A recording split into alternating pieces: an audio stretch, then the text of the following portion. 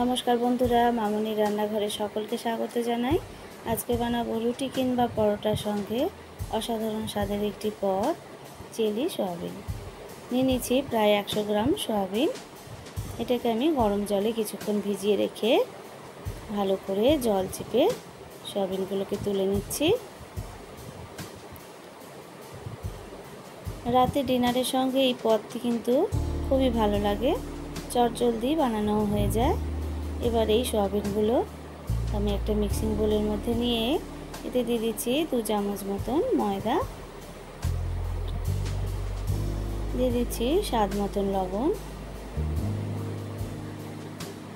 দিয়ে দিচ্ছি একটা ডিম,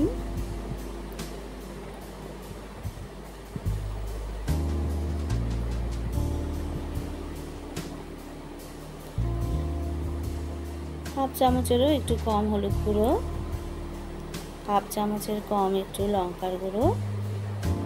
এবার এই সয়াবিনটাকে ভালো করে আমি ম্যারিনেট করে নিচ্ছি। কিছুক্ষণের জন্য ম্যারিনেট করে আমি এটাকে রেখে দেবো। ততক্ষণে আমি একটা ভাজা মশলা বানিয়ে নিচ্ছি। গ্যাসে একটা তাওয়া বসিয়ে দিয়েছি। তাওয়াটা গরম হলে ওতে দিয়ে দিচ্ছি 2 টুকরো দারচিনি, একটা এলাচ আর হাফ চামচের মতন মৌরি। এটাকে আমি ভালো করে ড্রাই রোস্ট করে নিচ্ছি। ঠান্ডা হলে এটাকে আমি গুঁড়ো করে নেব। গ্যাসে একটা কড়াই বসিয়ে দিচ্ছি। কড়াইটা গরম হলে ওতে দিয়ে দিচ্ছি সাদা তেল পরিমাণ মতন। তেলটা গরম হলে ওতে আমি দিয়ে দিচ্ছি ম্যারিনেট করা সয়াবিনগুলো। সয়াবিনগুলোকে আমি লাল লাল করে ভালো করে ভেজে নেব।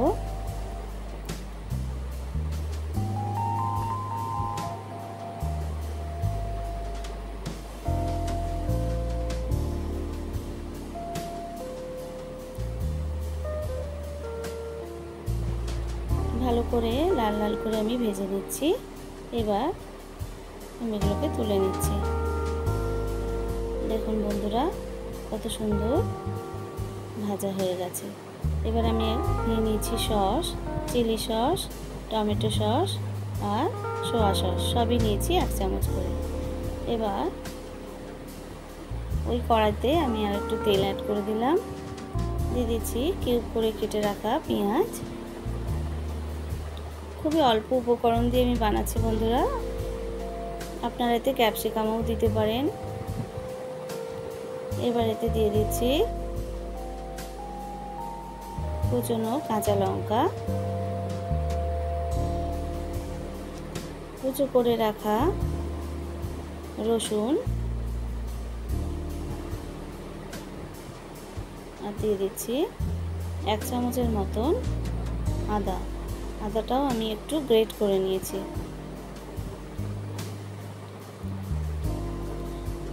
একটু হালকা ভেজে নিয়ে সসটাকে আমি ভালো করে ফেটিয়ে নিয়েছি। এবার এই সসটা আমি এতে অ্যাড করে দিচ্ছি।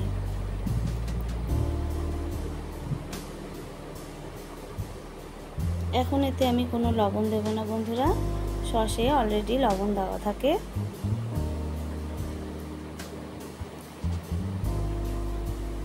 নিয়ে নিচ্ছি 1 চামচ কর্নফ্লাওয়ার। এতে অল্প জল দিয়ে কর্নফ্লাওয়ারটা আমি ভালো করে মিশিয়ে নিচ্ছি।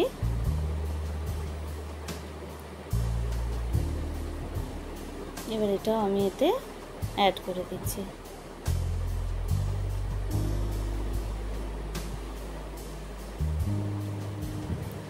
ভালো করে মিশিয়ে নিয়ে ভেজে রাখা সয়াবিনগুলো আমি এতে দিয়ে দিচ্ছি। সয়াবিনগুলোকে ভালো করে এর সঙ্গে মিশিয়ে নিচ্ছি। মিশিয়ে নেওয়ার পরে তারপরে আমি লবণ অ্যাড করছি। দিয়ে দিচ্ছি গোলমরিচের গুঁড়ো হাফ চামচের মতন। এবার এটাকে ভালো করে আমি মিশিয়ে নেব। অলমোস্ট রেডি হয়ে এসছে। এইবার নামানোর আগে আমি ভাজা মশলাটা দিয়ে দেবো 1 চামচের মতন।